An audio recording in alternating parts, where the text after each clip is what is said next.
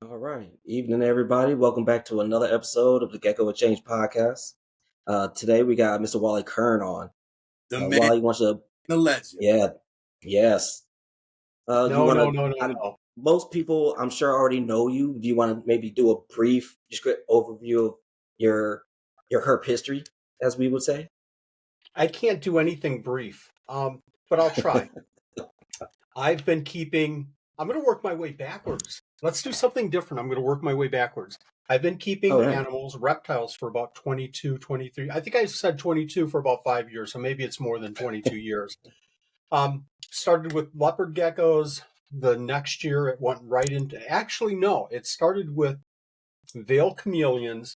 Then it went into panther chameleons.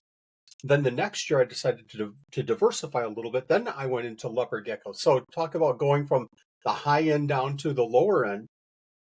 So like year 3, I was doing crested geckos, and then year 4, I was doing it as a business. And from there, it just took off. And again, this is back 25 years or so when there wasn't a lot of confirmed kind of information out there. Heat rocks, don't use heat rocks. That was the big issue back 25 years ago. So we've advanced so much in the last 20 years. I'm going to take a step back. For about 10 years, I focused on my career quite a bit. I was into, and since retired, last 5 years I've been retired, but I was into computers, technician, programmer, analyst, project management. And again, 5 years ago, I retired to focus entirely on reptiles. But for about 10 years over there before reptiles, it was a lot of career, a lot of travel overseas, in the country, a lot of travel, 100% focused on career and the family. Before that, and a lot of the knowledge that I've gained and been able to share with the reptiles, I gathered from keeping tropical fish. There's a tank back there that's empty right now, but it'll be filled pretty soon. But for about 10 years or so, I was heavily involved with tropical fish. So a lot of the setup, a lot of the care that I gained from tropical fish, we were shipping animals all over the United States, getting animals in from Germany, little tropical fish, big styrofoam boxes from Germany and Africa. A lot of that knowledge went right into the reptile keeping hobby. How to set up a new enclosure, how to, you know, get established soil to start, the seeding process. A lot of that information came from the tropical fish. And I still reference back to tropical fish all the time. So tropical fish, orchids fit in there for a while, somewhere in there, and then right into reptiles about 20, 25 years ago. That's awesome. Nice. That's awesome. Well, so I really wanted to get on here and talk about your Pictus geckos. Um, How long have you been working with those? Because I've seen them off and on throughout my years in the hobby, and now, like since I've been really paying attention to you, I've noticed that they're starting to gain in some popularity. It's that's been a long journey. So if people don't know me by now, it depends on what time of the day it is, on what my passion is currently with reptiles, especially geckos. Um, I shift gears so frequently, but one of the things that has been a stable part of my collection has been crested geckos and leopard geckos. There was a point when I was doing lots and lots of leopard geckos. I think we were producing about 500 leopard geckos a year, and probably another 250 to Man, 500, depending on the year, crested geckos and gargoyles. I've eased down in leopard geckos, we're still producing a lot of crested geckos, but that helps me from a financial standpoint to maintain my hobby, my interest, my passion with other animals. So it was shortly after I started that I started keeping rarer geckos. I'm looking for something different, something small. I've always thought if I didn't keep reptiles and got into dart frogs instead, small enclosures, this house would have been filled with dart frogs. So there's where my interests are: small, little, tiny geckos. I'm not, so I'm keeping New Caledonia, I'm keeping crested geckos. I've kept, kahuas, never kept lychees. Too big, too much room. I can't keep the same number of animals in the same space. So small animals, I've always had a passion about small, rare animals. So about 15 or 16 years ago, I started keeping Periodora picta. And it's one of those animals that you see on tables at reptile shows for $25 or $30. And back then, they were all imported. Nobody was really working with Periodora picta. A few people were in the hobby. A few people were, and they were doing really nice with some of the different morphs of Periodora picta. Periodora picta is only a 4-inch gecko, Madagascar ground gecko, ocellated gecko. It has 150 other common Hmm. names, I think. Um, so I decided to, let me play around with that. Something interesting, something different. Well, little did I know that it's it would become my favorite gecko. I've kept probably about 150 different species of geckos, and Periodor picta is easily my favorite because of two reasons. If I'm wearing my breeder hat, Periodor picta has, kind of like fat tails, no stripes and stripes, reticulated or normal and stripes. And the stripes are thin and they're bigger and bigger and bigger. So you can line develop that stripe to be really super big. And some people have developed that stripe to be a 3 stripe. So, a lot of different directions with morphs. It's kind of like the leopard gecko situation was maybe 15 years ago with all of these different traits and genes going all over the place. So that's my breeder hat. The fascination with all of these different colors and patterns, and every single Periodor picta that we produce just looks a little bit different from the last one that we produced. Different, something tricky there going on. Now, if I Hmm. turn my hat the other way, and now I am a vendor at reptile shows, I can take a Periodora picta out of a cup, and a little 8-year-old can be standing there. Can I hold a gecko? And I can go, absolutely. Now, a crested gecko is going to jump all over the place, so I'm going to have to stand right here, and it's going to be tricky, and maybe you're going to get afraid of a crested gecko jumping, but a Periodor picta. We'll see if we can focus here, folks. I don't know if we're going to get a good look at that. Maybe if I cover up my face here, maybe not. Maybe we won't get a focus, but we'll see if we can Yeah. work on the focus here. But Periodor picta is just the most gentle little animal. Um, So cute. Maybe if I get out of frame, maybe that will help. Maybe not. Sorry, folks. I wish I could focus better. But Periodor picta is just the cutest little gecko. Not much of a requirement other than heat and live food, just like leopard geckos.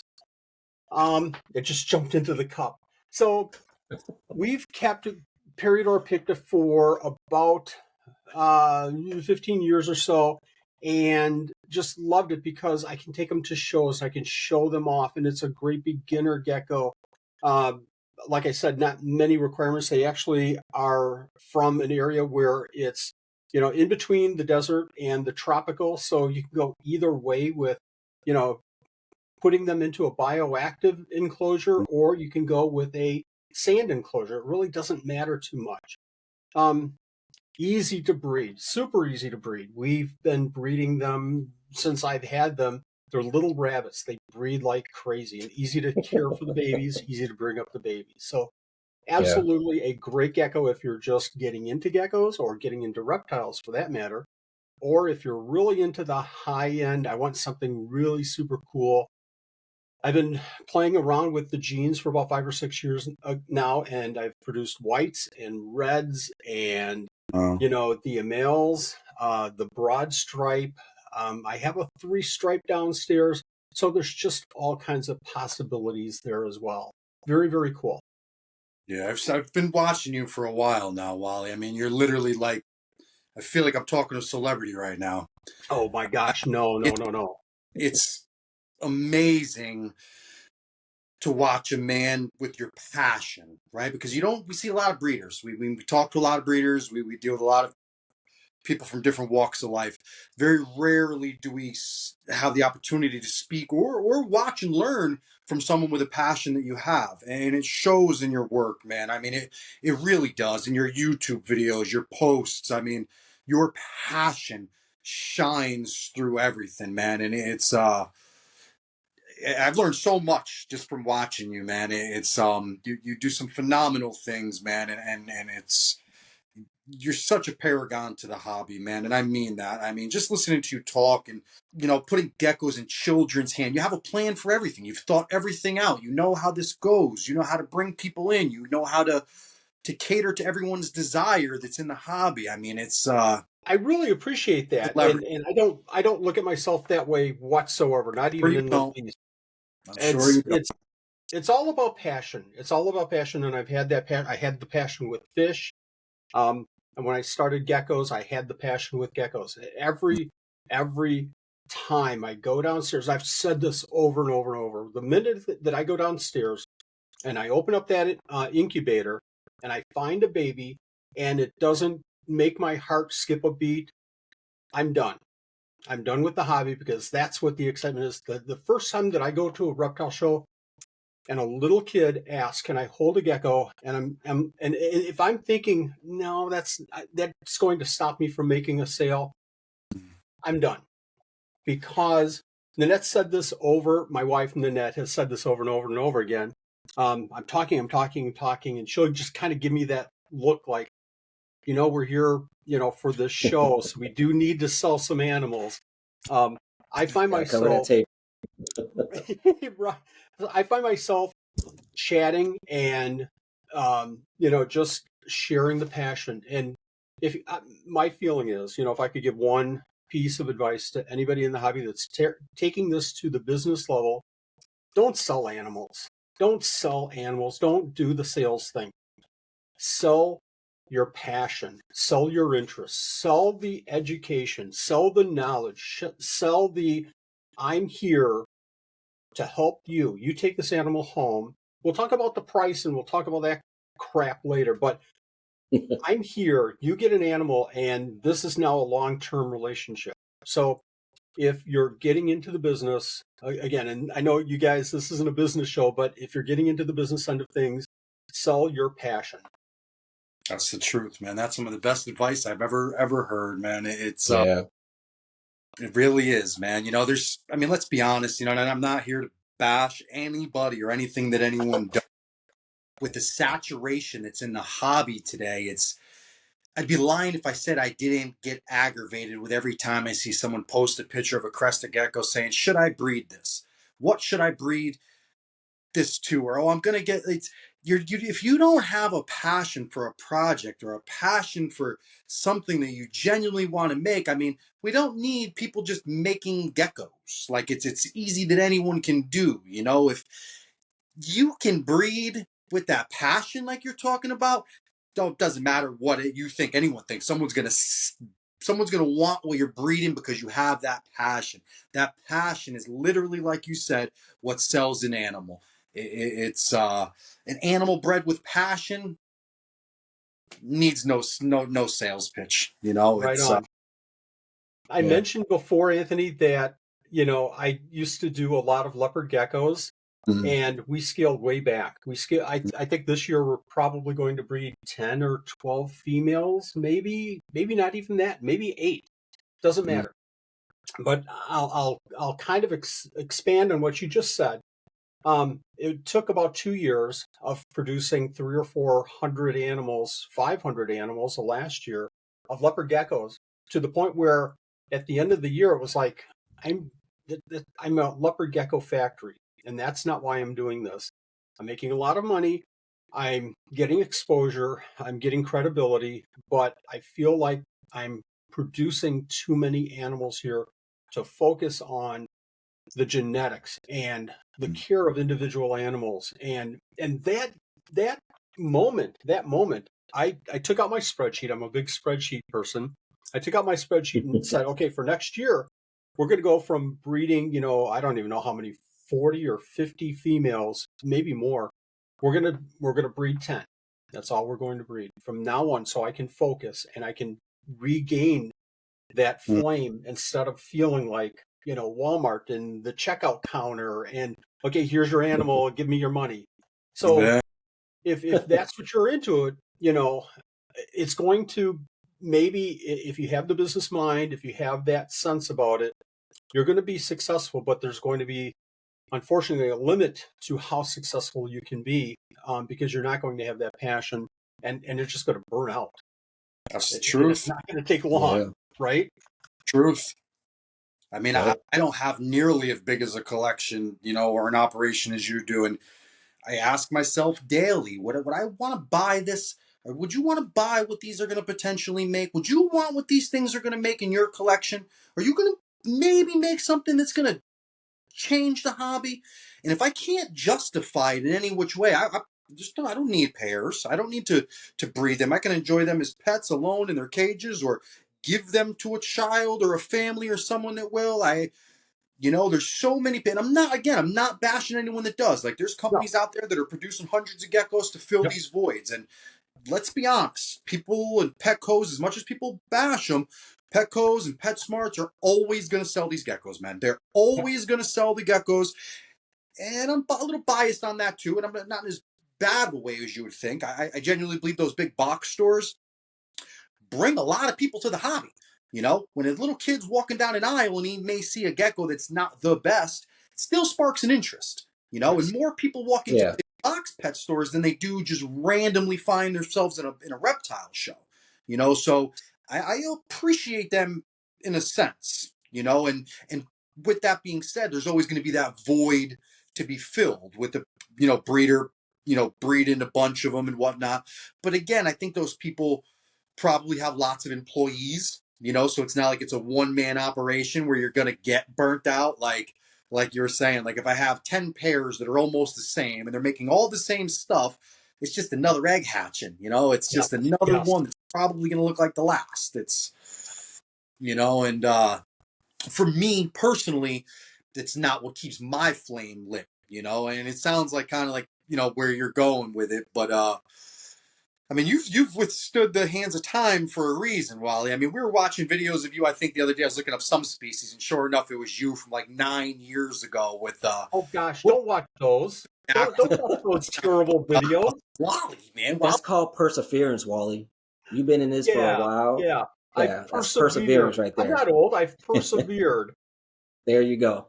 if you didn't have a passion, you wouldn't be here, man. We've Yeah, Right. been around long enough to watch the COVID boom and whatnot, and we all see the people selling out right now and the craze that came through. And I say it, and not to be rude in any way to people, but I say it all the time. Like, see ya. You didn't have the passion to begin with. You were looking for something to do. And I don't blame you, but you were just Yep. looking for something to do when you were locked in your house.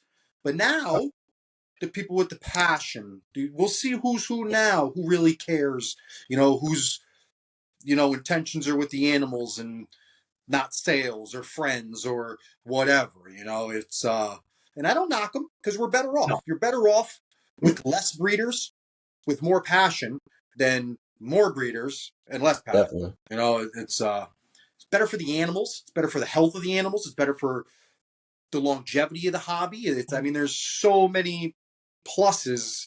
So many people look at the negative, and I try not to. Who wants to look at all the negative? Oh, they're leaving. They were here for the wrong reasons. They had their own reasons. It's not Yep. you to say it's right or wrong. It was their reasons. I You mean, know? we've, I don't know about everybody, but I've certainly done that in the past where, I've gotten into Beanie Babies when they were popular, Pokemon when it was, but my gosh, now I'm really aging myself. When Pokemon came out, Everybody like the, Pokemon. You're good. playing the card game with the kids, and something like that was a 3 or 4 year venture. And then, I moved on. I think we all have, hobbies, or we've done things that have been, 2 or 3 years, and then we've moved on. Like you said, if you're in it for the long haul, then you're thinking about projects. You're thinking about not just what I'm going to do next year. I'm going to have 100 babies, and I need 100, enclosures or containers, and I'm going to do reptile show. You're thinking, like you said before, man, like you said before, why am I buying this animal? Well, I'm buying this animal so next year I can produce this animal, so that then I can breed it over to something I already have, so that 2 years from now I can start getting babies, and then I'll hold them back. And then 5 years from now, I can produce a better and then a better animal. And then 5 years from now, I can take those to a reptile show, or I can put them on Morph Market or something like that. 5 years from now, I'm going to do this. So the people that can plan out and I keep saying this, but I have my spreadsheet, and I literally have a 5-year plan with some of the animals and some of the things that I want to do Awesome. in the hobby and That's some of the awesome. things that I want to do with the business. And if I don't make the mark, then I didn't make the mark. Then I need to refine and change it. But that shows that I'm thinking that I'm going to be in this hobby for at least 5 years. God help me stay on the earth for another 5 years, but I'm going to have fun for another 5 years. And this is where I want to be in 5 years. That's great. Nice. Some of the So, most, I so mean, speaking of, I'm sure plenty of business books, man, but I dabble in lots of, business literature, man. I mean, no successful man, even if whether he met his goals or not, didn't have a plan. Gotta have a plan. Yes. It's says a lot about you, but again, it shows. I sound like a fanboy, but it shows in everything you do. I mean, you literally are.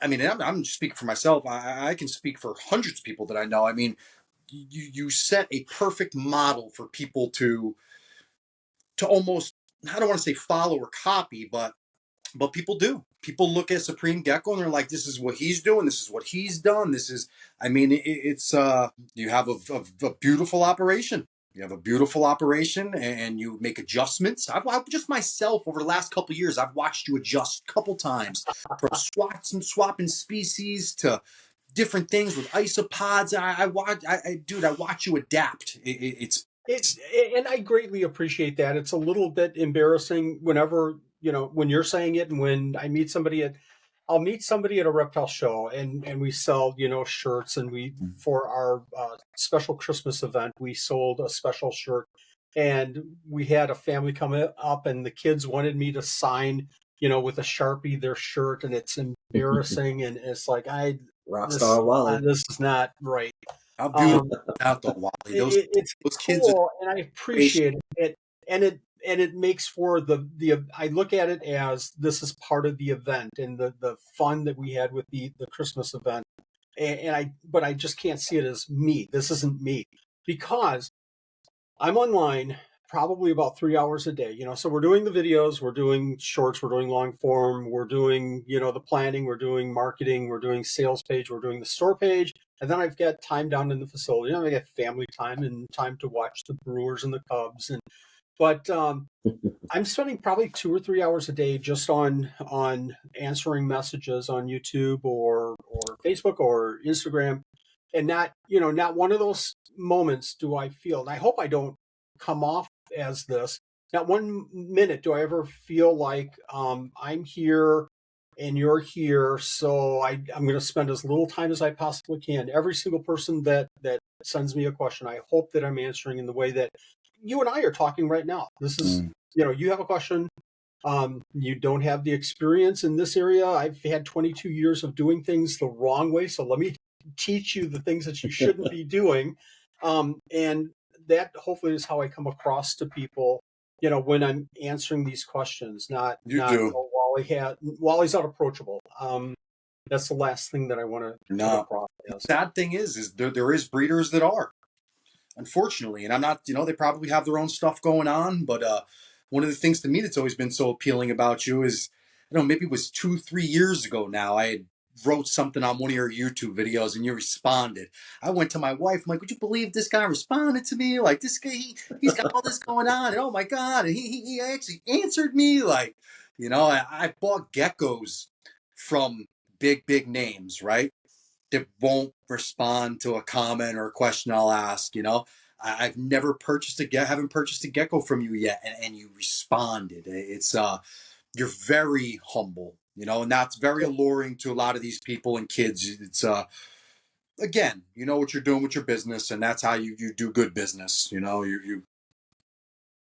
But very again, that's fun for me. It's fun answering these questions. And my only problem with something like that is, so you can be on YouTube as Gecko King 43 or something like that, and then I'll meet, and you and I are talking right here. I know you now, Anthony. It's Anthony. So if you're Anthony on Facebook, or if you're Anthony, or you come to a reptile show, hey, it's Anthony. We talked to cool, and the gears just immediately. But if you come to me and yeah, I'm Gecko Keeper 43, and I talked to you about the leopard geckos, and you helped me with the substrate. I'm like, what the? Oh my god! I have no idea who this person is. So it's like, okay, I need these little clues. Okay, oh, was that about a month ago? No, that was like 6 months ago. So I put the puzzle together eventually, and it's like, that's Anthony. Now, okay, now we're friends. Now I know him. I It get takes me a while. I get it. I can only So, imagine. so speaking of the your 12 Supreme Days of Christmas, how did that come about? Like, how long have you been doing that now? Oh, I think we're in our 14th year. Ooh, that long. It came about. We've done it for. I should say it like this. We've done it 14 years. I think it started 17 years ago. I took a little bit of a break because of work, Oh. but this is a funny story, and thank you for asking this. I appreciate that. It helps me share how fun and spontaneous this really was. Driving home from work one day, and your mind is, so when I'm at work, when I was at work, my mind was focused and I'm getting the job done. But the second I'm away from work, then I'm focused on Supreme Gecko. Should I sell mealworm cups on the store? So I'm thinking about all kinds of other things. I'm listening to the music, and it's coming. It was probably the day after Thanksgiving when they start playing Christmas music, and the 12 days of Christmas came on the first day. I thought, wow, I wonder if I could give away a gift 12 days in a row. 12 days in a row. I could give away 12. And sure enough, that first year, I put together probably about $200 worth of gifts, something, small, but it meant a lot to me. I think the last gift was a $100 gift certificate, but the first gift was a little diet cup for $1. I'll mail you a diet cup for $1. You won day one. So that first year was 12 gifts, literally 12 gifts, day one, and we skipped a day, day two, skipped a day, and so on. And we always finished it before Christmas Eve. Christmas Eve and Christmas are hands off. That's family time. That's not, don't get away. Get away and be with your family. It's always my mentality. So the first year was $200 or $250 we gave away. The second year, people came to me and said, "Hey, that was really fun. Could I contribute something?" And the second year was like, "I don't know. I didn't think there's through that much." And so we added to it. And I think the second year we were around $500. Mind blowing. People want to be a part of giving away. This is so cool. And what was cool that second year was people were having fun giving things away. And it wasn't just Wally having fun giving things away. And what was really cool is people in the lives that we do for the 12 Supreme Days of Christmas, people are coming in, "Oh, I was in last year and I won this." And somebody else will say, "Oh yeah, Becky, that was fun meeting you." And at that point it was like, we just won. We won the jackpot right there, that people are talking amongst themselves and building up this positive and being a part of something at Christmas time when we need to share and talk about good things. And so that was year two, and we kept building and building and building. I'm going to jump all the way to last year. Last year was 2023. We started, again, the day after November. I'm going to throw some numbers out there, and I hate doing this because it sounds like I'm monetizing this whole thing, but it's just a way that I can quantify what we did. So last year was the 13th year. We gave away. People donating to the event donated 500 gifts.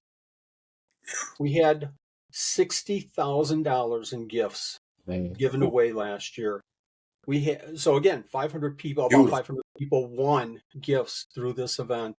And again, go to a reptile show. Oh, I had so much fun with the 12, and I met this person. I didn't know that they kept this animal. And we do a scavenger hunt where we put something like a snowman on 4 or 5 of the donors' pages, and people have to find the snowman.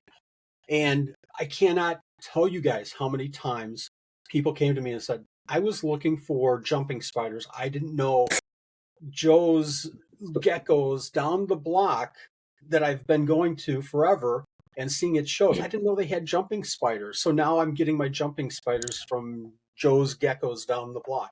So just kind of putting that whole thing together, and more importantly, building the community, acknowledging the donors, giving away prizes, but umbrellaing that whole thing is building the community in a very, very, very positive way. So Absolutely. it's been a huge success from many different aspects. But again, the thing that really, gets my heart jumping is people talking amongst themselves on Facebook or any social media and saying, 12 Supreme Day, don't forget the 12 Supreme Days of Christmas are coming up and you want to be a part of it. And super, super cool. Super You get cool. the whole community buzzing, Wally. I won last year. Yeah. I won a book from you. I won a Did you book really? from Rob's Oh, right binding. along, Rob? Yeah, one of Rob's the right one of the along? books you wrote. Very So cool. Very cool. very, Congratulations. very cool. But Yeah. I mean, in all honesty, I even asked Jason, dude. You get the whole community buzzing, dude. Like everybody that has a gecko is like, Wally 12 Days Supreme Gecko, sign up. So everyone's sharing and sending and back and forth. I mean, it's probably year round wise, right, Jay? Like you probably create the biggest seasonal buzz any one person does. And I know donors donate everything, but you probably create the single most biggest season buzz within the hobby, man. And it's, again, like you said, imagine God only knows the relationships that you help forge and the networking. I mean, that's all from just you, from the kindness of your heart, man. It's one of the coolest, if not the coolest thing that any one person does for the hobby collectively, without a doubt. Yeah. It shocks me every single year how much more we build on this. And I say we because it's the donors and it's the Mm. community. All I'm doing is all I'm doing is All taking the notes. hard work. All I'm doing is taking notes. Okay, we've got this gift, and Anthony won the book. That's all I'm doing. Okay, Robert, you have to contact Anthony and do the whole exchange thing. That's all I'm doing. Yeah, you do the other hard work. You like to be on live and do the whole YouTube thing, and people always talking with you. That's the hard part right there. Like, I was super happy that you asked me to do it, and that I was super appreciative that everybody reached out to me and said thank you and thank you. It made me feel, it makes you feel good, Yeah. and I hope I get to participate this year again as well. One, it would be our pleasure and honor. Absolutely, absolutely.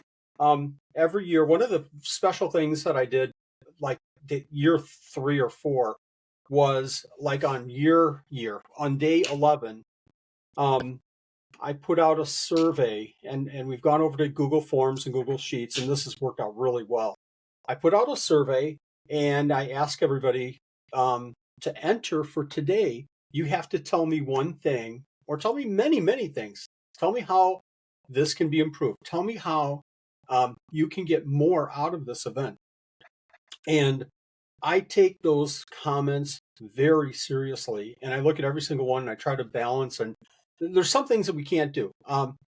You should have the lives at 4 in the afternoon because I have to go in at 6 o'clock. You should have the lives at 10 p.m. because I work until 9. So you should have the lives only on Saturdays or Sundays. So there's things that I wish I could, appease or provide for everybody, but there's a balance act. But this year we had well over, 500 comments, suggestions, Really? and there were dozens that, I read through. I'm reading through everything, and I'm seeing some of the same things. But there were probably a couple dozen where it was like that right there. That's a good suggestion. We're going to work toward changing it. So every year I look at this and say we're close to being perfect. We have so much to improve on. What I'd like to do is make it more interactive. The biggest thing that I want to do, and I struggle with this every single year, is I want to acknowledge the donors more and give more credit to the donors and more attention to every single one of the donors. I feel like sometimes during the lives, we're just reading off donor names vendor breeder names and giving away prizes. And I know people don't want to stay for 4 hours during a live session. And it's gifts and giveaway and 20 minutes. Okay, let's get out of here in 20 minutes. So there's that, but I want to balance also giving credit to these donors that are contributing, whether it's a $20 pendant or a $1,000 gecko. Every single donor I want to give credit as much as possible to, so we get recognition and we get attention to these wonderful donors. Well, So this that's year my you goal this year. did an amazing job with how you had, like, I don't know what you called them, but like the breeder highlights, like you had some of the breeders introduce themselves this year. Like, that was loved it. Yes, yes. You put a face to a name and I don't remember if they mentioned what they were doing. Some did mention what they were donating, and it was a very nice touch. And I understand you probably can't do that for how many people donated all the gifts. That'd be pretty time consuming, but it was a nice, very nice touch. And I understand too. Super humbling of you. It shows your character, man.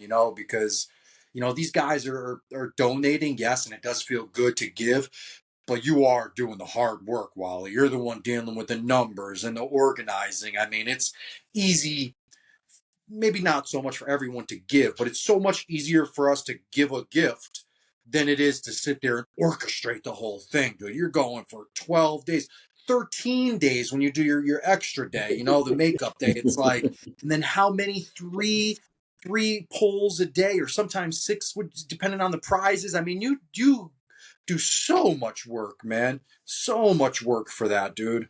It's very appreciated too in the community. I'm sure plenty of people told Mhm. you, but I mean, just from my side of the table, everybody appreciates what you do. It's a beautiful. I cannot thank you enough. I cannot thank you enough for the shout out for the event. We're going to keep this going as long as we possibly can. We'd love to have more donors.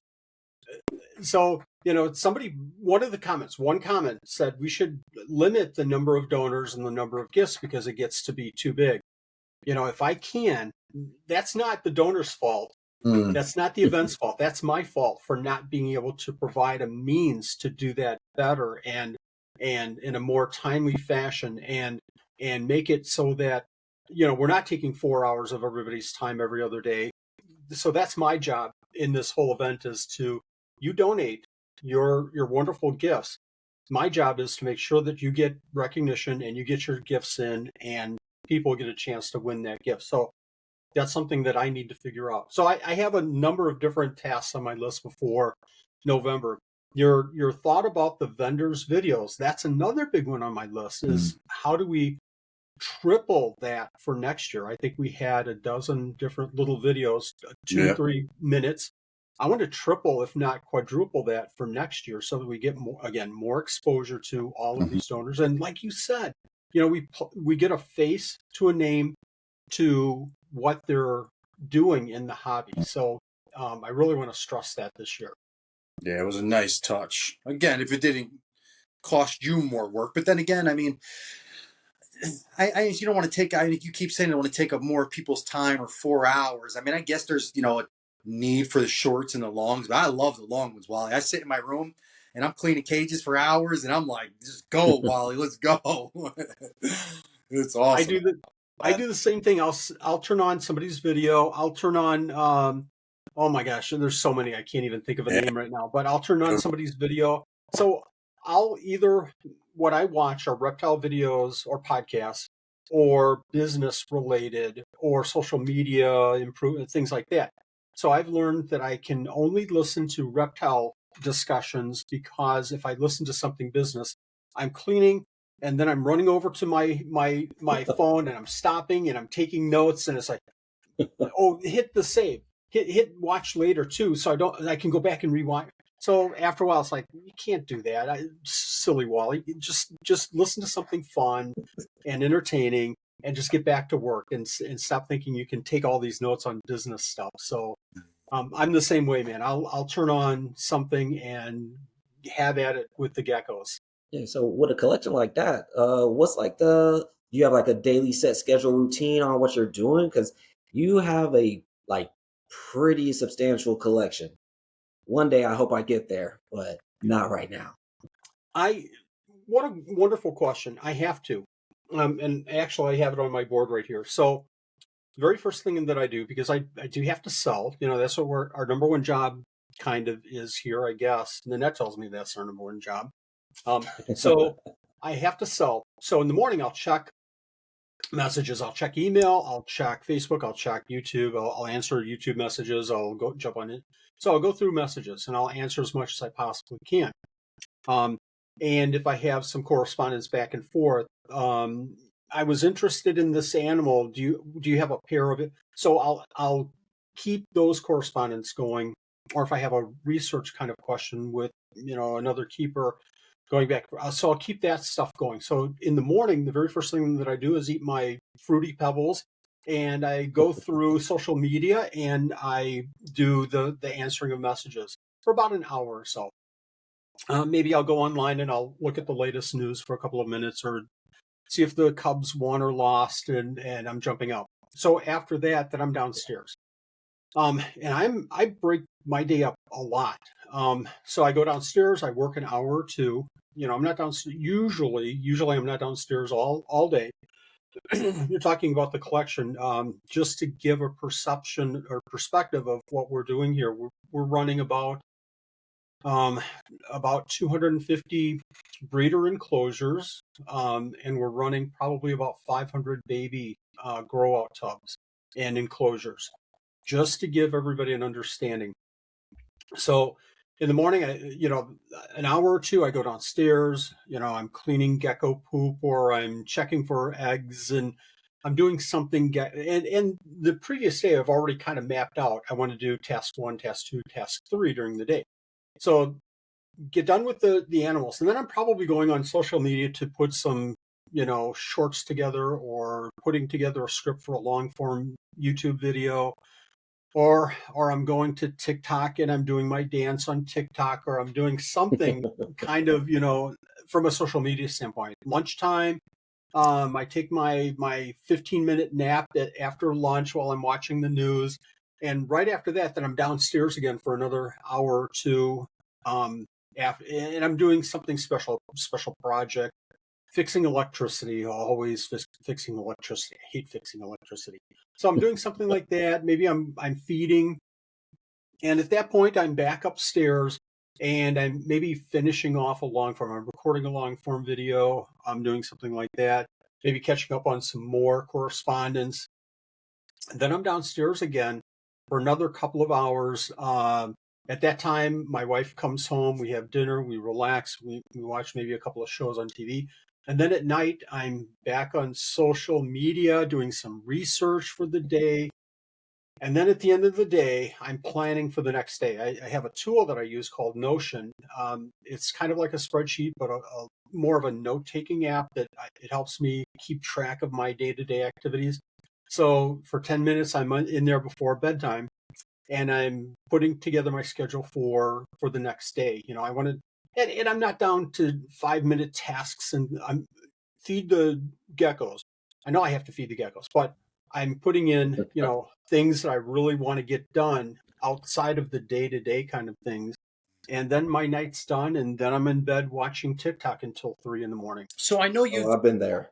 you deal with some bugs too, right? You deal with some feeders and some isopods. Where do you find the time for that? Well, you had commented earlier. What a wonderful segue here. You had commented earlier that a couple of years ago, you saw some things changing with Supreme Gecko. That was a big change. So Nanette, my wife, has taken on a couple of tasks. She does shipping. So there's a point where orders come in. I review the orders.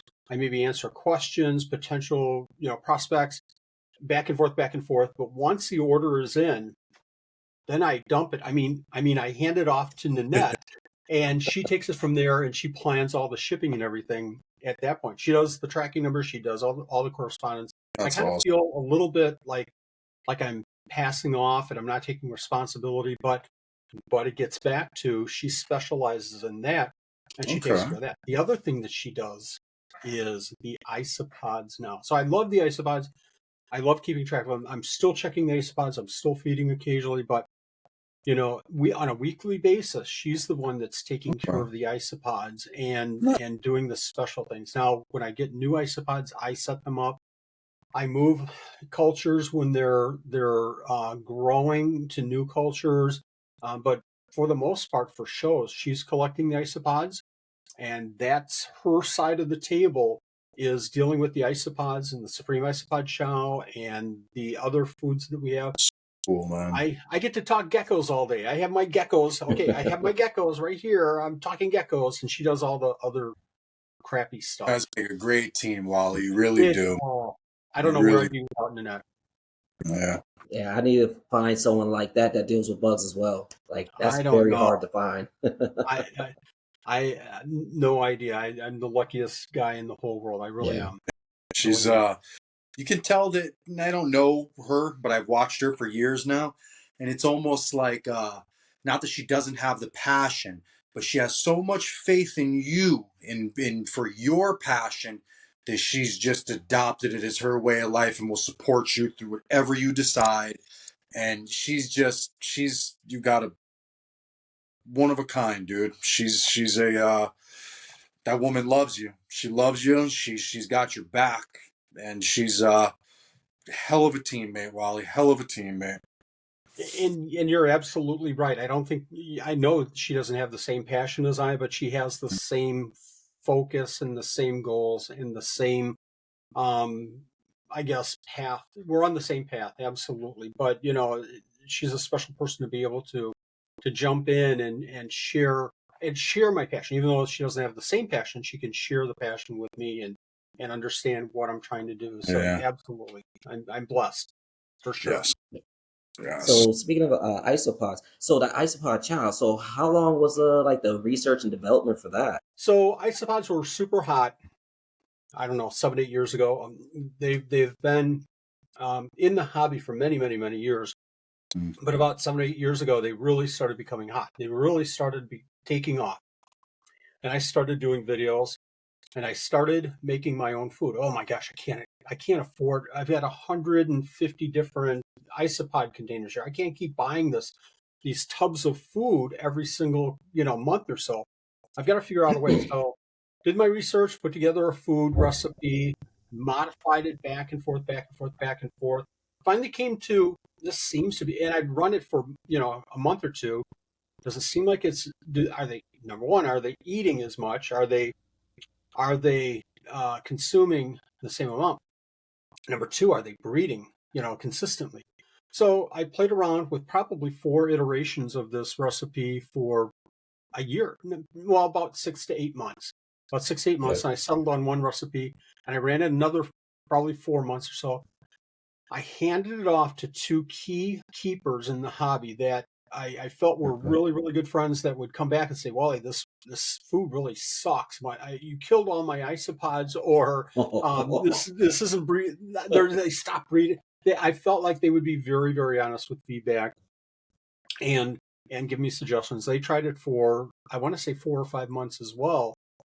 And all that time, I prepared, the marketing material and the branding and everything. With the thought in mind that I wasn't going to put this out until I got their feedback and I knew for sure. And it gave me another 4 months or so to play around with it myself and just make sure, double check. Sure enough, they came back and resounding, support for the Supreme Isopod Chow.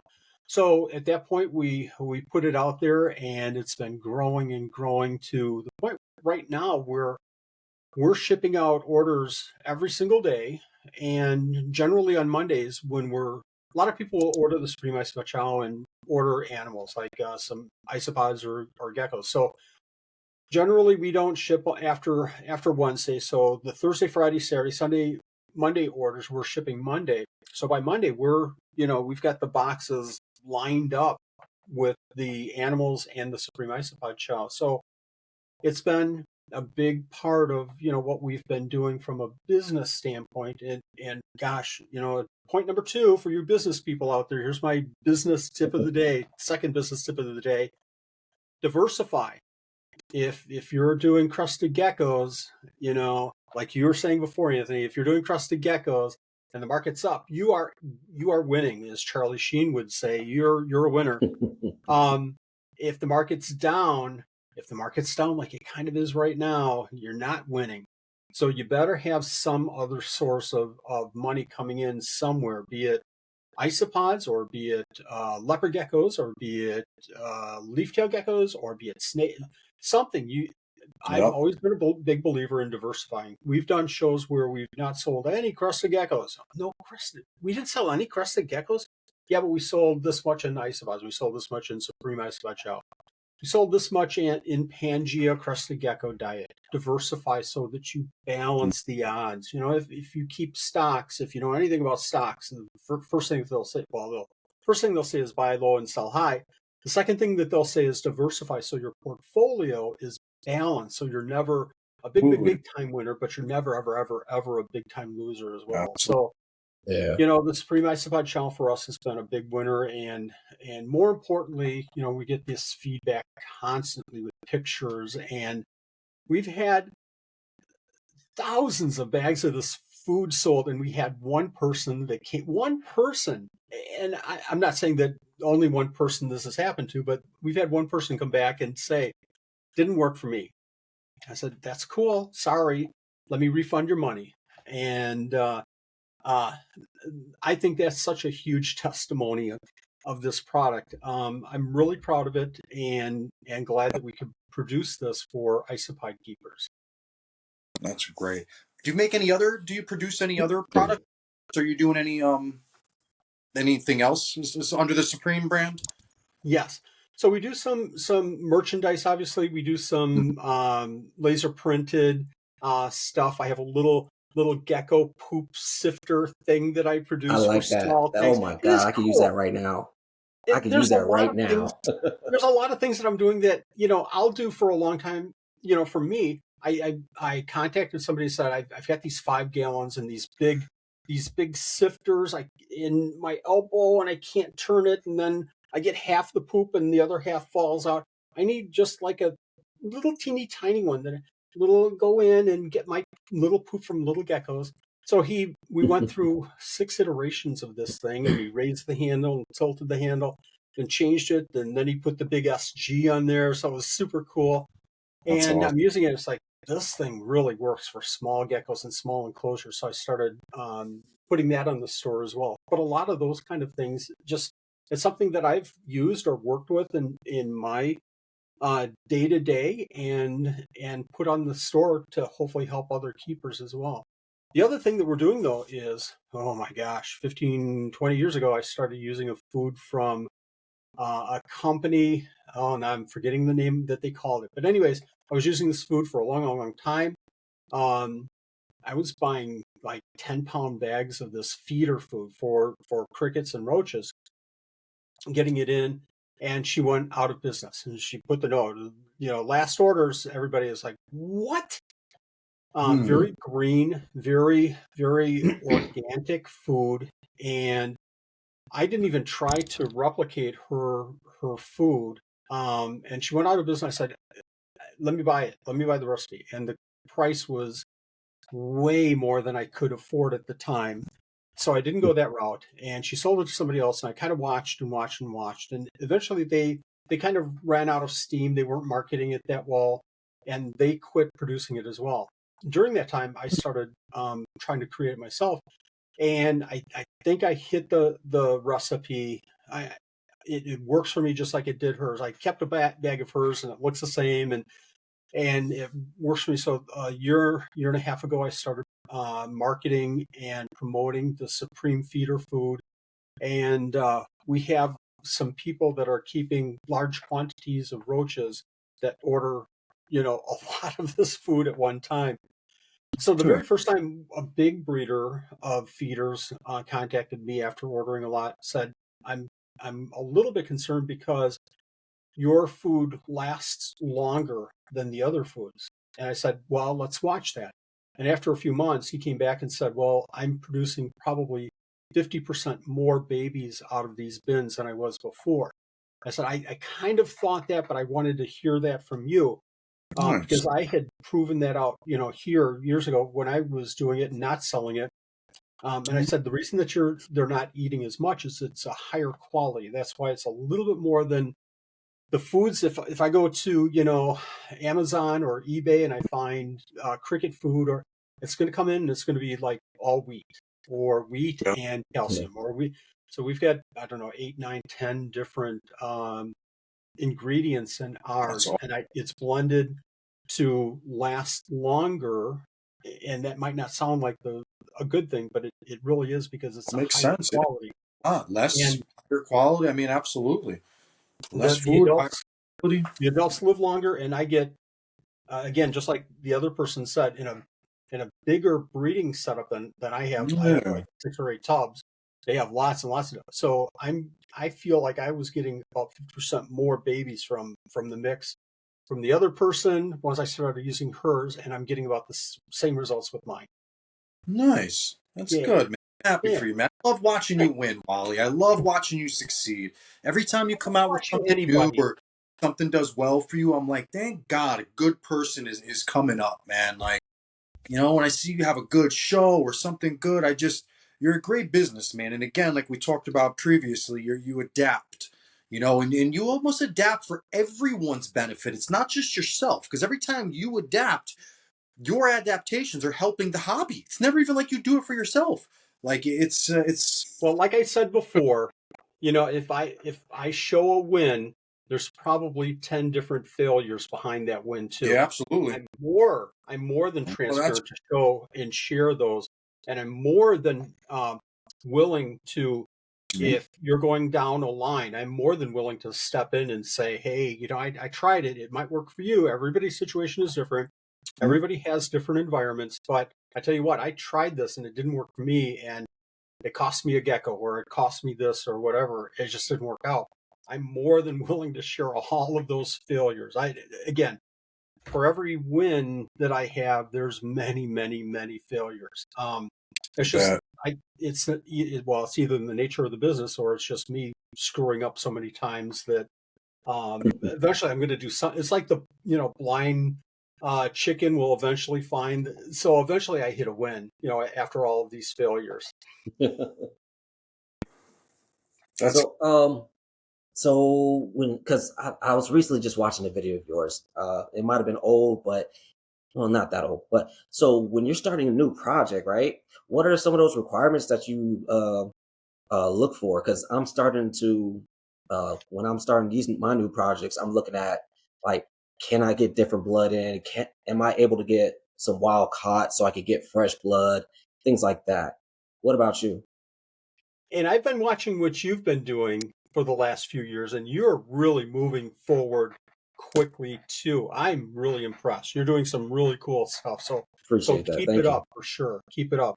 Thank you very much. When I bring in a new project, we've also everybody in the hobby that has more than a few years will say exactly the same thing: do your research first. And you absolutely should be doing your research first. So let's say I'm bringing in a new Chondrodactylus, Chondrodactylus angulifer. A few years ago, I got Chondrodactylus angulifer. So my process was, ooh, they have them for sale. So sometimes you have to kind of jump on it pretty quick, and you have to move forward pretty quick, Yeah. because sometimes these rare geckos don't last that long in the market. But I knew the breeder. Actually, the breeder is from Wisconsin, same as me. Yes, I'm a Cubs and Blackhawks fan living in Wisconsin. Um, so I had the fortune to message the person ahead of time and say, "Hey, Phil, can you kind of fill me in on this, and what should I look out for?" I have this, and they're pretty easy. I have Chondrodactylus pulitzeri and Kalahari and Turner. I've worked with all these other some Chondrodactylus. How different is Angulifer? So start asking, how are these different? How are they different? What do I need to do? What's the minimum? What's the minimum? Well, you should have them in like at least a 20-gallon or 30. So what's the minimum? Okay, can I do that? Can I do that? You can't? Then maybe I should be looking at another animal. If I can do the minimum, can I do maybe not the maximum? But can I do another step, or Somewhere in between. a couple of steps forward? Yeah. So basically, it's do the research. I can't stress enough, folks. I'm doing a video for Goniosaurus bowanglogensis, a little cave Nice. gecko, and I spent all day yesterday. I'm doing the video probably tonight. I'm recording it tomorrow, and I probably spent 6 hours researching. I've kept a dozen different cave geckos. I've kept bowanglogensis in the past. I probably spent half a day. Well, I was probably playing around with TikTok a little bit of that time, but I probably spent a good 2 or 3 hours doing research. And I go to Google Scholar. I go to here's what I went to the book. I went to the book Hey, and I started reading again. I've read this 14 times already. I read it again and I found out the location. I went to the location on the internet and I found out seasonal highs and lows and rainfall. And so I kind of have a gut feel for how to keep them. But if I'm going to be doing a video, I want to do the research and I want to pass that on to other people that they can know the specifics. If they want to meet, the cooler temperatures at night and cool them down a little bit in the winter. If they do, that's great. If they don't, that's okay too. They just have to realize I just lost my lights.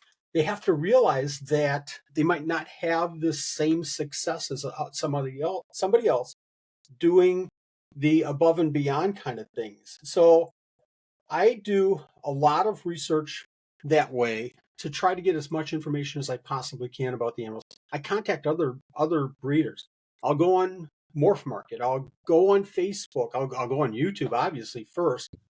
Unfortunately, on YouTube, you're going to find 15 seconds of look at my yeah, Chondrodactylus angulifer eating a cricket. Wow, that was fantastic, but that's not going to help you keep them or breed them. So talk to other breeders. Never, ever, ever feel like you're inconveniencing somebody. But, if you're going to do something like that, have your questions in line. Don't just say, hey, how do you keep Goniosaurus bowanglogensis? You want to go to them and say, I read that high temperature is 82 and low temperature is 70 degrees. How do you feel? So ask specifics and try to utilize their time the best that you possibly can. But don't be afraid to go to other breeders and ask questions. mm, Go to a show, go to reptile shows and ask questions. And if somebody has an animal on their table and we have Pachydaktylus aureophilus, and somebody will come up and say, how do I keep that? If a breeder at a show does not tell you how to keep it, or if they say, well, you keep it just like this, I'm going to be blunt, walk away. You want to yeah, know. I'm not there to again do the here's your animal, let me take your money. I'm there to talk about animals and how to cure, because I don't want you calling me the next day and saying, oh, I should have asked you how to do this and I didn't put a heat lamp on it, or I put a heat lamp on it and it died. It's not what it's about. We want to share breeders want to share as much information as we can. And yeah, if you find somebody that's not sharing that information, find somebody else. There's a yeah. lot of, call me. If I don't know, I'll find 2 or 3 other people that can help you, and we'll make sure that we get your questions Mm, answered. So that's how I go about a new project. I'll ask as many questions as I can, and I'll walk away from that conversation with one final question, and that is, any gotchas with this? Did you have any issues that I should be aware of? Oh yeah, well, not so much a gotcha, but set Bowanglogensis up with just a little bit of a moist area and make it a little bit deeper than the other substrate, and they'll lay their eggs there.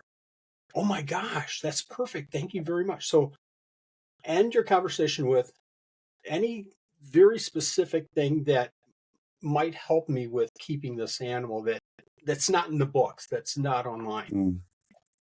Yeah, personal experience. We Yes. say on yeah, here all the time, it's we tried to be a podcast for not just big breeders like yourself, but even new keepers. We want to be an open platform where everyone feels like they're welcome and they matter. Your questions matter, your opinion matters, your failures matter. Your Yeah. failures may be the biggest lesson that someone else has ever learned. And you just encompassed all of that and everything you just said, and that's exactly what we're trying to do here for the community. And it's because you're not going to find everything in one book, and you're not going to find one person that's experienced everything. Now, if we can use our God-given abilities to communicate with each other and share information and not gatekeep, we would all be a little better off, and I feel kind of like you said, sometimes like some people will get a species and they almost unfortunately learn the hard way because they're kind of scared to ask a question, or they don't ask. And, Yep. it's you shouldn't know it all.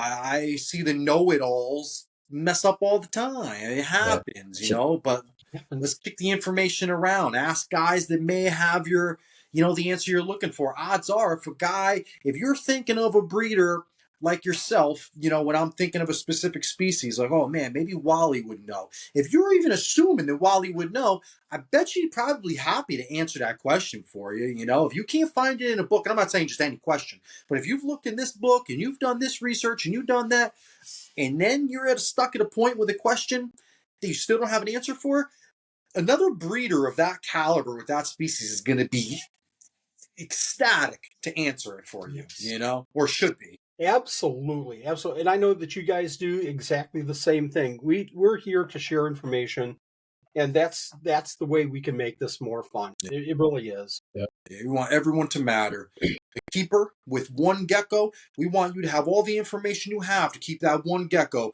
as close to the wild or naturalistic or whatever healthy you're keeping. We want you to have all the information and tools at hand and access to the tools at hand to keep that thing thriving, as we do the person that's breeding 40 breeder collection. We want everyone to have access to the same information, the same minds. We'd love for people to just come together and share, good experiences again and the bad experiences. The more we share, I got a hunch, the less bad experiences we're all going to have.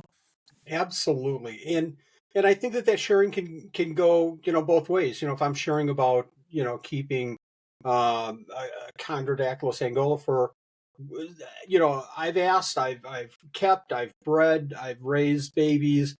I still might have questions. I might have questions on, occasionally I'll lose an egg here or there.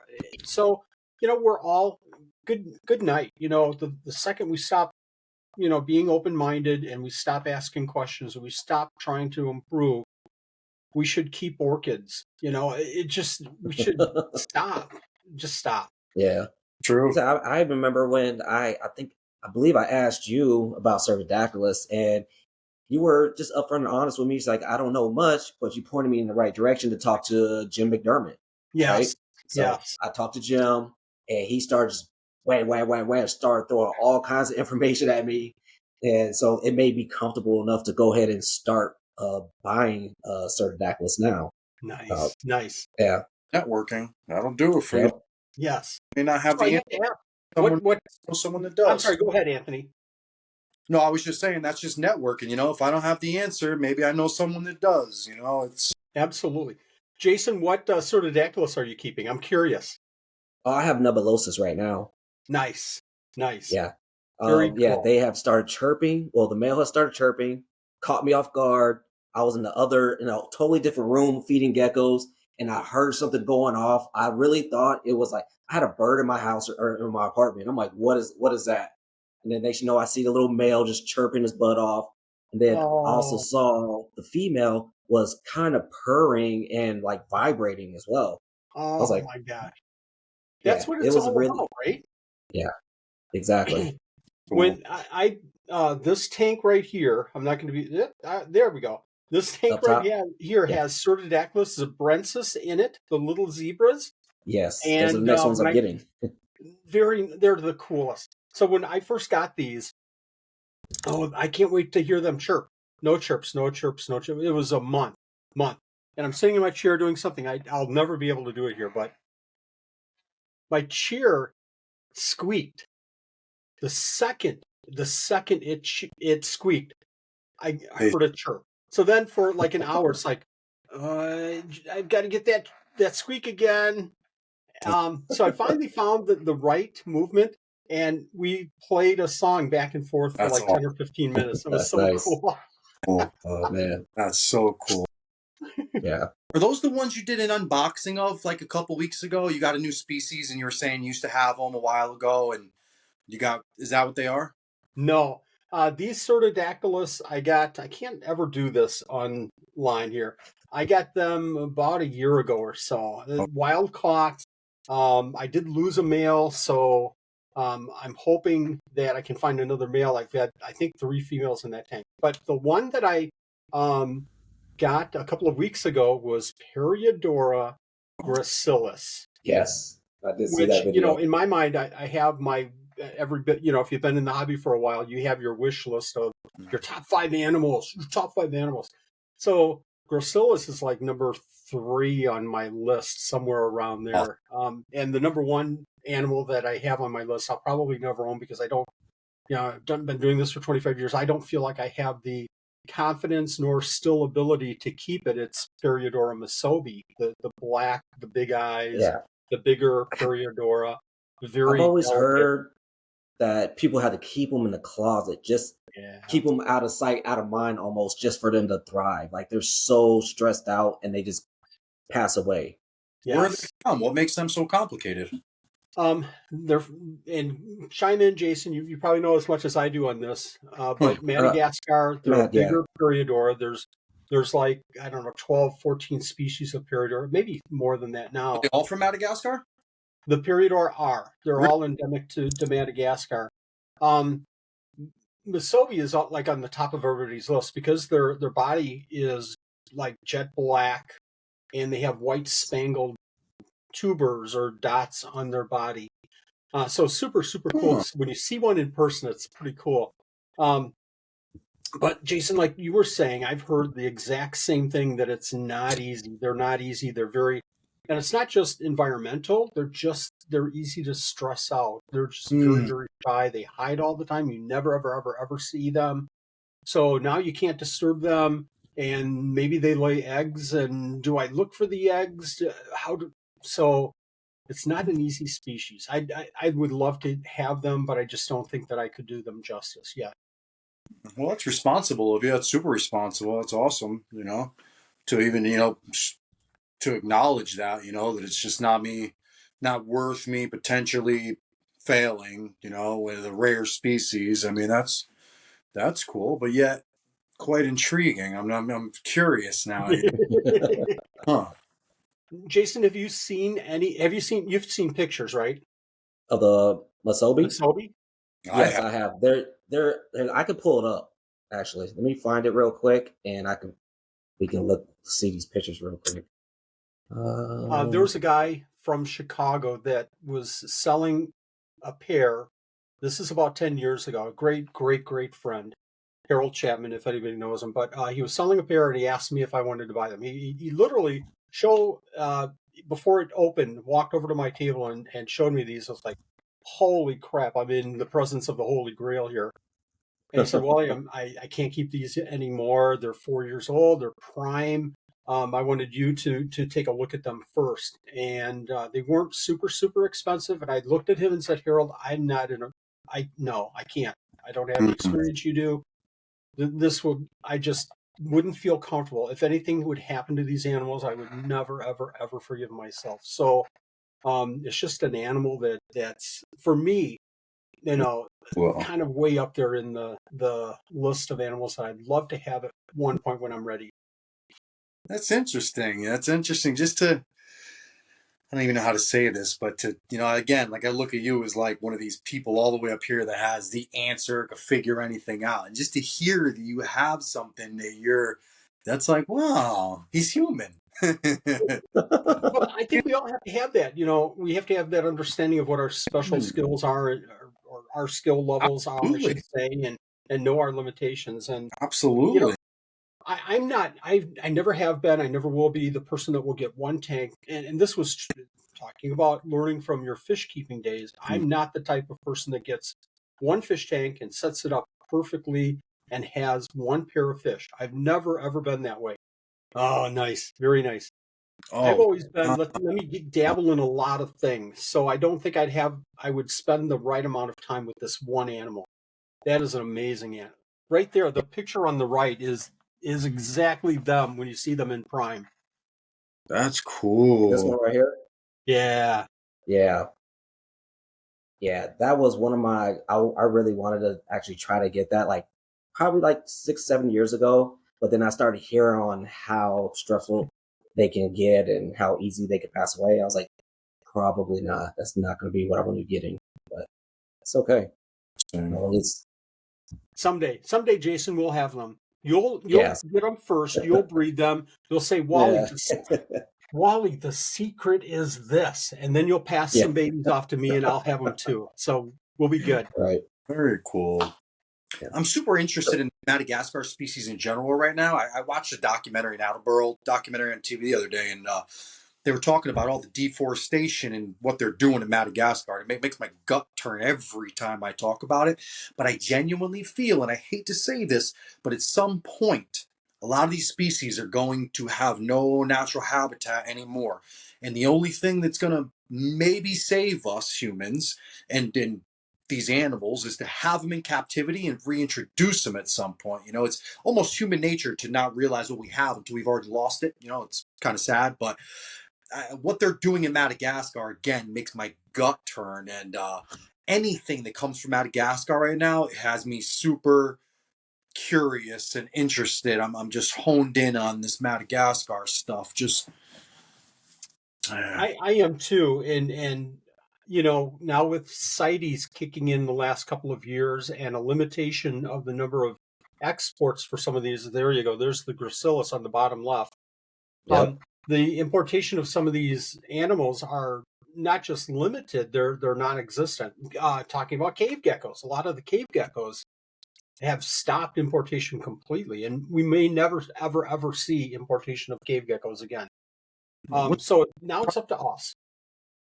Years and years ago, I see Frank's picture there. It reminds me of John Boone, a person. Yeah, Jason smiles. You know where I'm going with this. Yeah. John Boone was in the hobby and was a huge mentor of mine, and I learned so much from him. But he produced a genus, a lot of species from the genus Pachydaculus. And every once in a while, probably a couple of times a year, you'd put here's my available list, and John, got to have these. So every year, a couple of times a year, I get a different Pachydaculus. And that Oh, was 10 years ago, maybe 12, I don't know.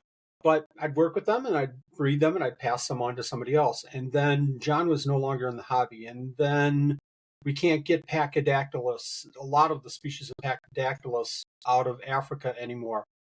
Now we may never see these animals again in the hobby ever. And they're just the most beautiful animals. The babies are, some of these Pachydaculus are so cool looking. They're gone. You talk about, some of the keepers of Pachydaculus in the hobby today, like a Mike Walsh, and he'll blatantly say, Yeah. we will never have that animal in the hobby ever again. They're gone. for what reason?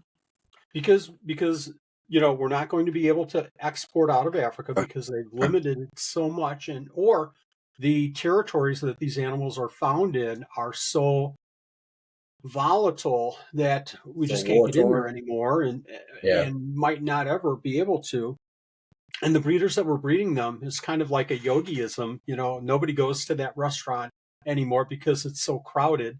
Uh, we don't see these animals because everybody was breeding them, so they weren't rare anymore. So because they weren't rare anymore, the interest was lost, and we lost the animals because then all of a sudden nobody was keeping them.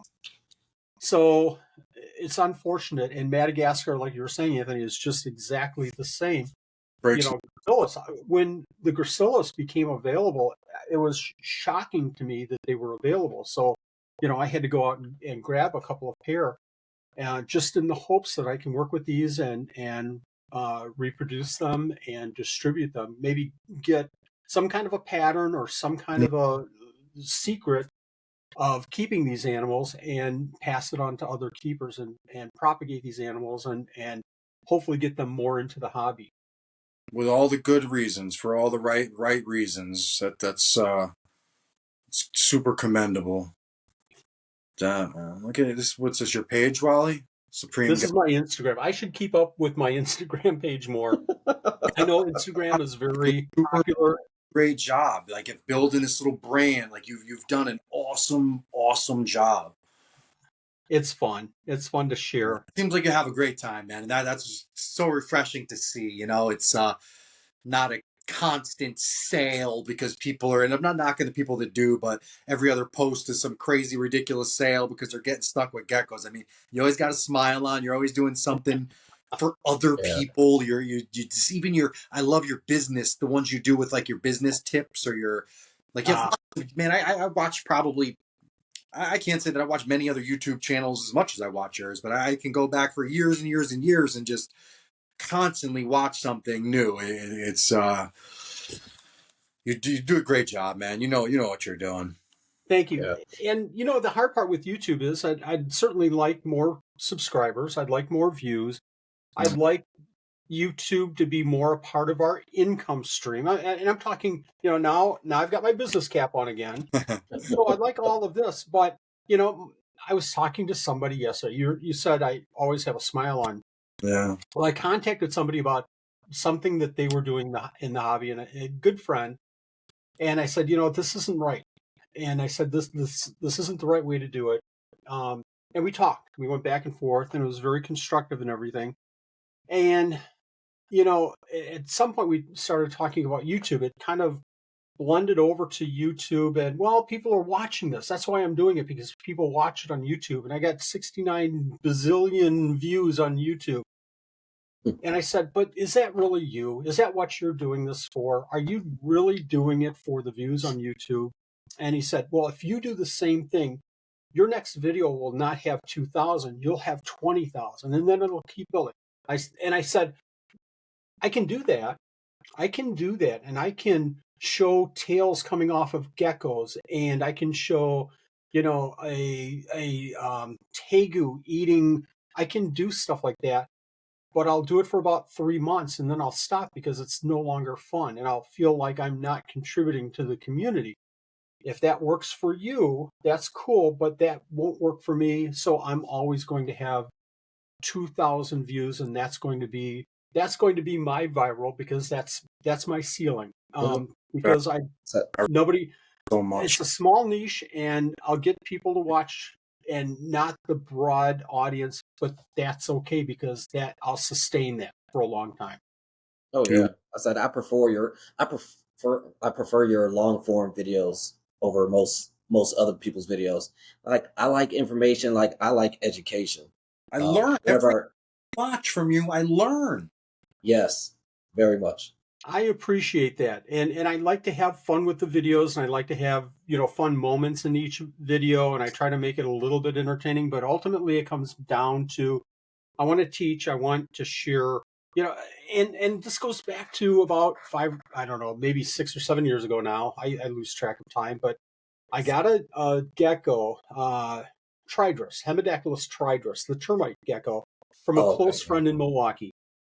And I got it home. Bill, how do I keep this? Oh, it's simple. You do it like this. Keep it just like this, and they eat it. You won't have a problem with it. Okay. So first thing I do coming home, YouTube, Hemidactylus tridrus, and 4 videos, all of them 22 seconds eating a cricket. And I thought, there's got to be more. There's got to be more. So online, nothing anywhere. So, I had done videos like you were saying, Anthony, you were watching some of my older ones.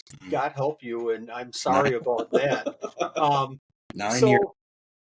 So I started doing videos again, simply because I had a gecko that nobody was sharing information on, keeping it and breeding it. It was like, again, a god awful, raw, terrible method of video recording. But you got to get your feet wet with something. But at least it was sharing some information and different things about that gecko. So that was my decision to get back into YouTube, was to share information about geckos that maybe some other people don't know about, and you can't maybe find it anywhere else. So that's why I'm doing YouTube. That's awesome, man. You again, Yeah.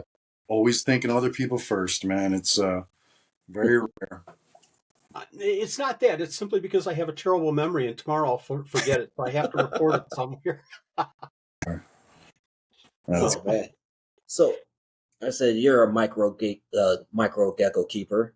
Yes. So what was your interest in that stuff? I'm slowly getting into the micros.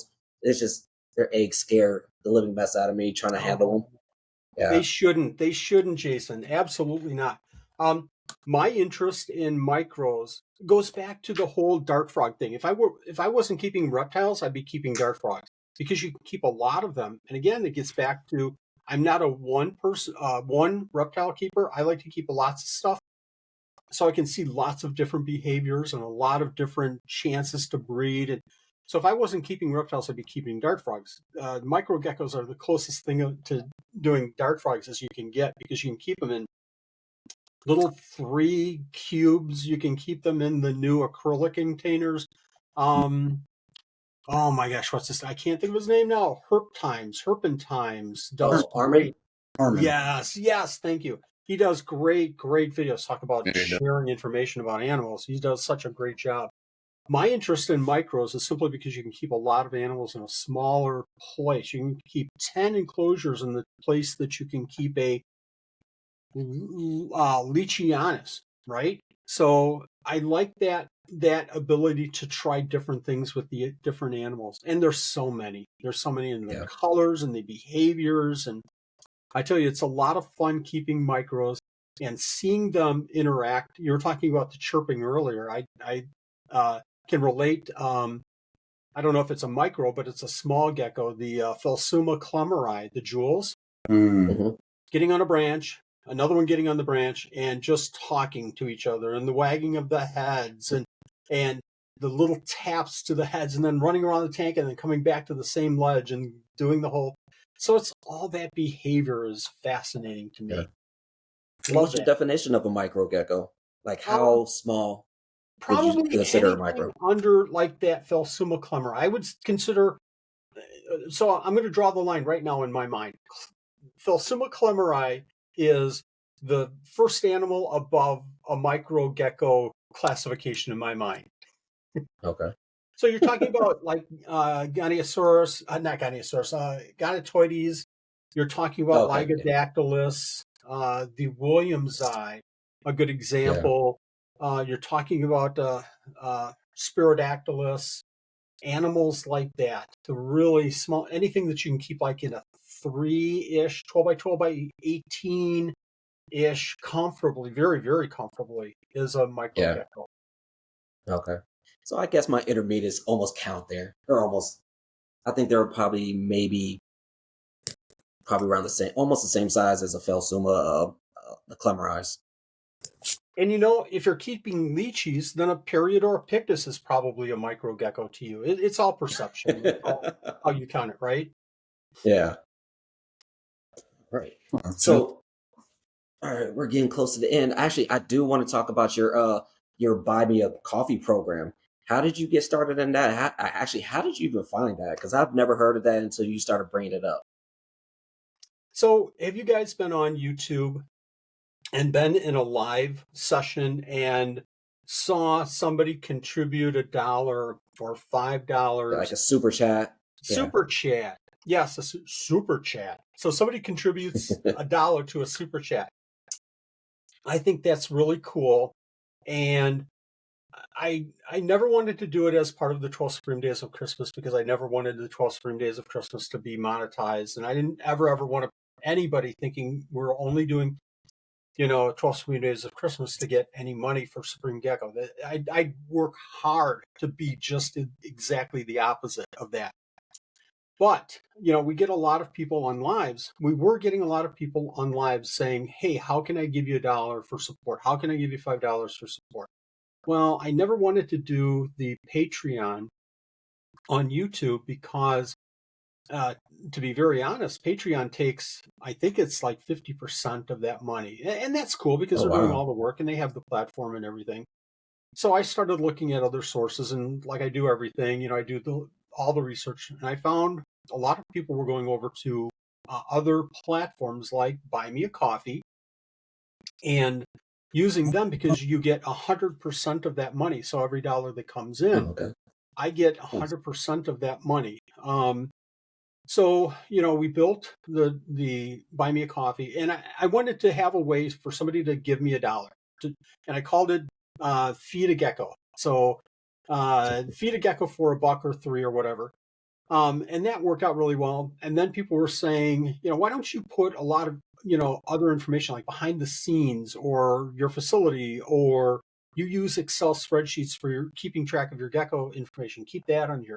You use special vendors and you've accumulated this list of vendors, preferred vendors that you use. Why don't you put that on this page too? Sounds like a good idea. So I did that, and I produce, behind the scenes and first look videos and things like that under the membership of the Buy Me a Coffee. So Buy Me a Coffee is a three-headed platform. You can support me by sending me $1 or $2 or $100 if you have $100. That'd be pretty cool.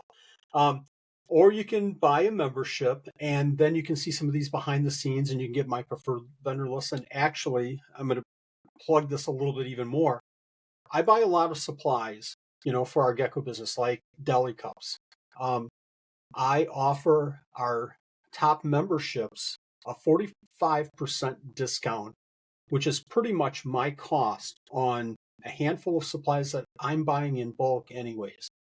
So that's one of the benefits. I do sales for our memberships, 50% off of these geckos, or hey, one-time shot. I'm going to put these geckos up. I hardly ever offer them for sale. You guys get a first look at these. We do a lot of that kind of stuff for our members. We've built up a list of about, I think we're up to around 75 or That's so members. that's awesome, That, Ollie. yeah, Great. it helps support Supreme Gecko, and none of that money that I get out of that goes into geckos or food or anything like that. It goes into mics and cameras and lighting or something like we see behind. It goes into trying to help me. It goes into apps that help me produce videos better than what I'm Nice. producing right now. So it's going right back into the content creation. That's awesome. Nice. You deserve it. You do enough work. You do enough for the people. That's beautiful. Yep. And thank you very much. But I also, and a lot of people have said that I don't mind supporting you because of all the content you create. But I also, on the other side of my brain, I'm thinking, but I have to give a lot of benefits here. So I try to go above and beyond. I want somebody that's paying, $5 a month or $10 a month. I want them to come away and say, this was a deal. We do giveaways. I think last year we gave a couple $1,000s worth of animals away. Wow. Wow. So I try to go above and beyond. So somebody, when they're ready to resubscribe, they'll have no doubt that they're getting benefits for their money. That's really good right there. Cool. I So for all definitely need to. watching, how can they find you on these platforms? How would somebody that wants to support you, that say maybe watches you on YouTube, how could these guys get to these platforms to support you and find you? Every YouTube video that we do, we put a link to the Buy Me a Coffee where you can join the Supreme Gecko team. In the very first comment, I usually 90% of the time, I'll say, if you want to support us, you can go to this link. It's simply Buy Me a Coffee /Supreme Gecko. And you can jump on and either support us or buy a membership. Or I forgot to mention, the third thing that I do with Buy Me a Coffee is I offer consultations. And again, they're free to members, but I also offer consultations like $10 for a half hour or hour. And we sit and we chat, and we usually go about 2 hours or 3 hours. That's awesome. But it's a way for me to share back or help somebody with business or how to do shows or shipping animals or starting their business or something about YouTube or something about a specific animal, that we can really jump into depth. Something that's not just, what's the temperature, best temperature for this. It's a help me understand better how to set up a breeding enclosure system when I have 20 breeders and I want, to set up a system for the babies, something like that. That's Nice. awesome. Dude, so awesome, man. It's fun. It's a lot of fun. We start talking in these consultation sessions, and it's almost like, I've kept you here for 2 hours. It was supposed to be a half hour. I'm really sorry, and we just have to, close the books on it at some point. Well, I'm sure they're not sorry. They're like, come on, keep giving me more. Keep on giving me more information. Let the roll. It's a blast. Yeah. All right. So where can everybody find you, Wally? Supreme Gecko. You can go on YouTube, you can go on Facebook, you can go on Instagram, you can go on TikTok and watch me dance. You can go on YouTube. Go on YouTube, subscribe to me. I'd appreciate it so much. Watch a video. If you don't like what we're doing, unsubscribe. If you like what we're doing, hit that like button. And give us your top 3 reasons why Pictus Geckos should be more popular. Well, I feel that number one, Pictus are easy. They're easy to keep. They're easy to maintain. They're easy to breed. It's a great introductory gecko for somebody that just wants to get into breeding because they can tolerate, arid or tropical. It really doesn't matter. High tolerance of any system that you want to do.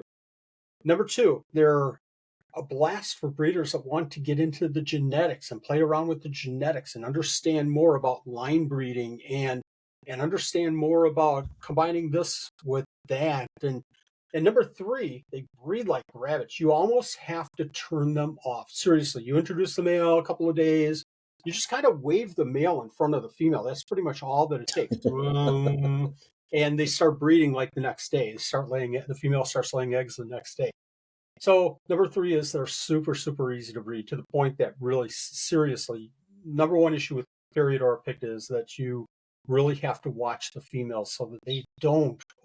I just heard a chirp I from just heard that behind me. chirp. Did you hear it? Yeah, I heard that. So you almost have to stop the females from breeding. So. All right, appreciate that. All right, well, thank you again, Wally. This has been a blast, man. Like I can't express my feelings towards this as much as I really want to. I said I've been following you for a long time. Like I said, I love. Oh